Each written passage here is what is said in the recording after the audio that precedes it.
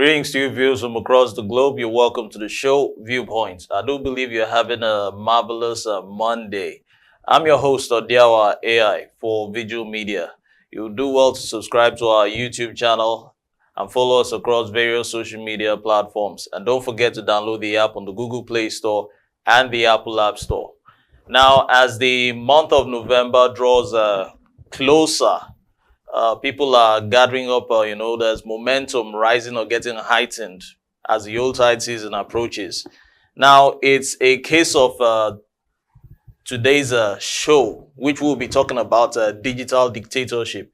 If we'll recall, there was this social media regulation bill which was to be curbed or curtailed or controlled or initiated and to actually control the excesses of the social media activities and those who happen to be, I will call the influencers, particularly from the government. Now, if what is being reintroduced as the social media regulation bill in the National Assembly is a replica of some intended legislations on the same subject matter that had earlier on or previously been thrashed by the National Assembly, it should actually be debunked and condemned. Because frankly speaking, if passed, it will be antithetical to the rule of law, whereby violating the fundamental rights of Nigerians to freedom of expression, and thereafter, I would say, results in an unwarranted crisis. Now, beyond the fact that the nation's or country's constitution okays the freedom of expression, it is essential for the survival of a majority rule system of government. When I mean a majority rule system of government here, I'm talking about democratic government, as it enables dialogue, would actually also build understanding and increase public knowledge and understanding. Because when citizens freely exchange ideas and information, their knowledge improves, is enhanced. Because people are enlightened, people are educated, and they become, aware of what is happening. Now, these benefits will be added to their communities and societies. Now, freedom of expression actually enables citizens of every nation to question their government as to whenever they sense any form of irresponsibility or illegality in government administration. Now, it helps to put the leaders also in check or put them on their toes and make them accountable.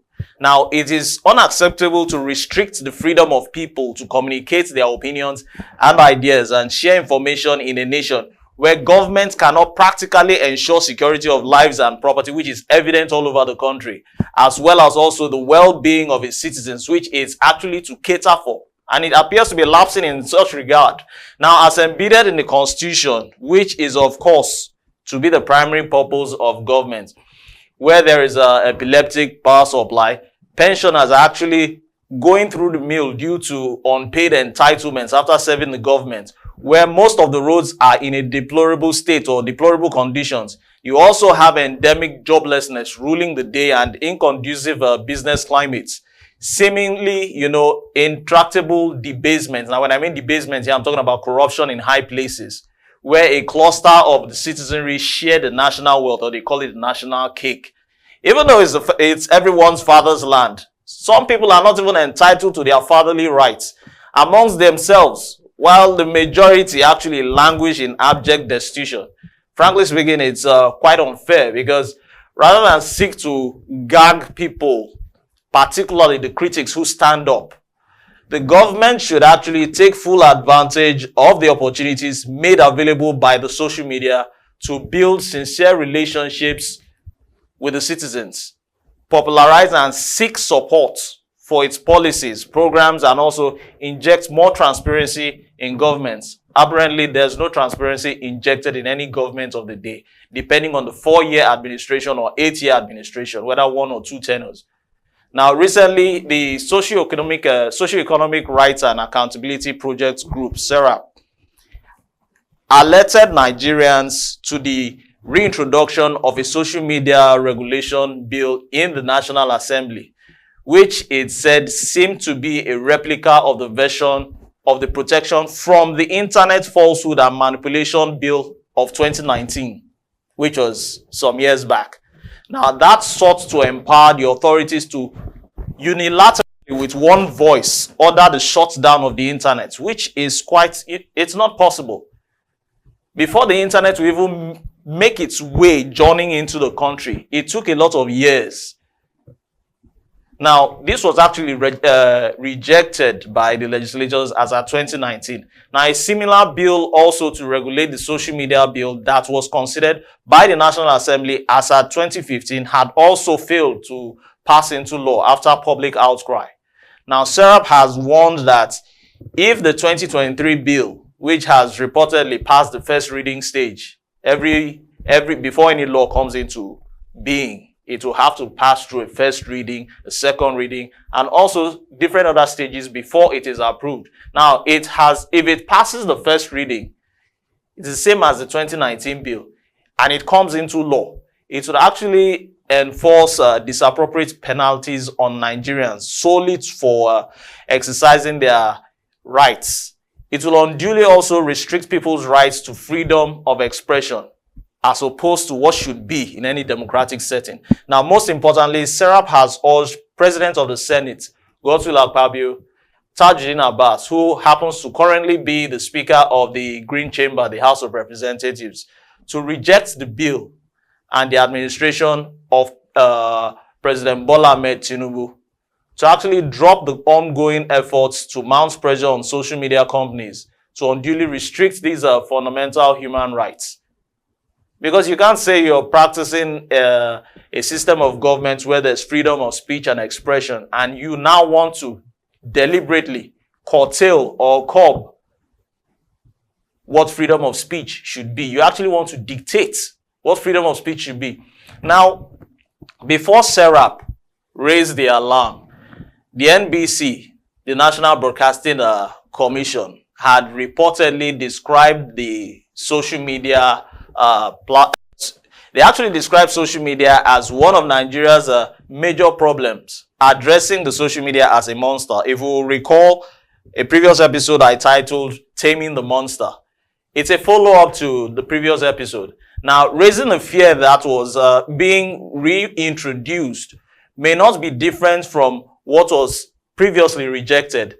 The then DG of the NBC, Balarabe Ilela, was actually quoted confirming that the social media regulation bill had been sent to the National Assembly to repeal and reenact the NBC Act, Cap L11 laws of the Federation of Nigeria 2004. Now, similarly, on another note, Director of the Broadcasting Monitoring of the NBC, Mrs. Franca Ayeton, she reportedly disclosed that the FG, the federal government, has engagement with either internet giants you call Google and also YouTube, and of course TikTok, to know the identity of those behind these social media platforms. It's common knowledge that these platforms which I have just mentioned are largely used by influencers, particularly activists who are actually targeting the ills of the government of the day. Now, in a letter dated October 14, 2023, and inked down by SERAP, Deputy Director Kolawole Oluwadare, the organization actually rejected NBC's description of the social media as Nigeria's problem or a monster, warning that any regulation of it would have arbitrary and excessive consequences and cause inculpable damage, both in human and material terms. Because people will now begin to have this fear written all over them, from head to toe to head. You can't speak up. You're dying in silence, and before you say something, you have to look left or right to ascertain whether you're safe enough to actually say something. Now, apart from this, SERAP has also argued that any regulation of the social media would be inconsistent and incompatible with the provisions of the 1999 Constitution as amended and the nation's international human rights laws or obligations.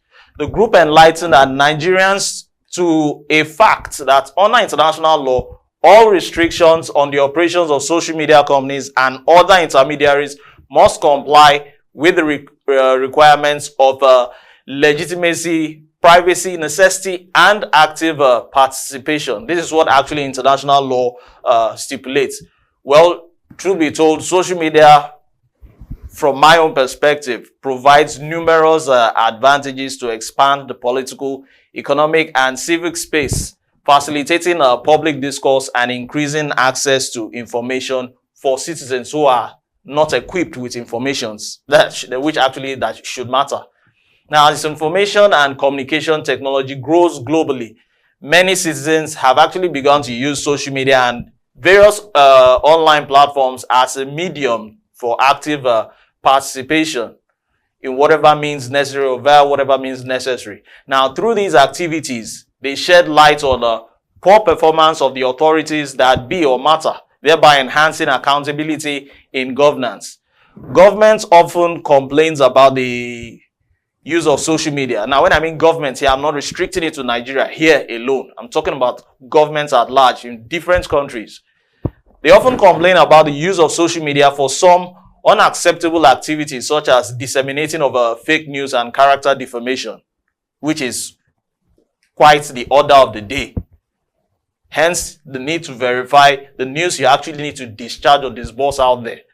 Now, while these practices are condemnable, fine. Controlling social media actually is not the right remedy, as this will lead to governments to actually indulge in what I would preferably call digital dictatorship, hence the title of this show, which in my own definition, I will say is the organized efforts of governments and other institutions that matter to clamp down on civic freedoms or through threats and restrictions in the digital space. Digital dictatorship can include performing invasive surveillance or threatening harm to activists to actually disrupt their activities. We can take a cue from Shibori and the likes, who actually want to speak up, but they are told to shut up. Now, on a final note, the federal government, frankly speaking, should save the nation the embarrassment of violating its own constitution and international obligations by stopping the move to restrict freedom of expression or speech of the citizens under any guise.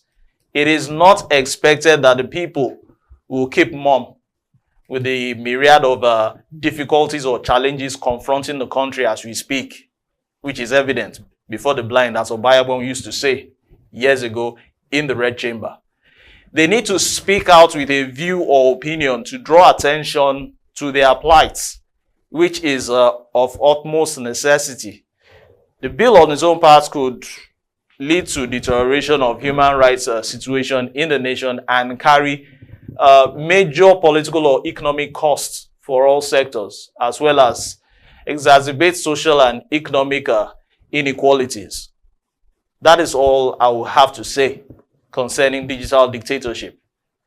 I'm Odiawa AI for Veegil Media, and the show has been Viewpoint. You do well to subscribe to this channel, Veegil Media, on YouTube, and also follow us across various social media platforms.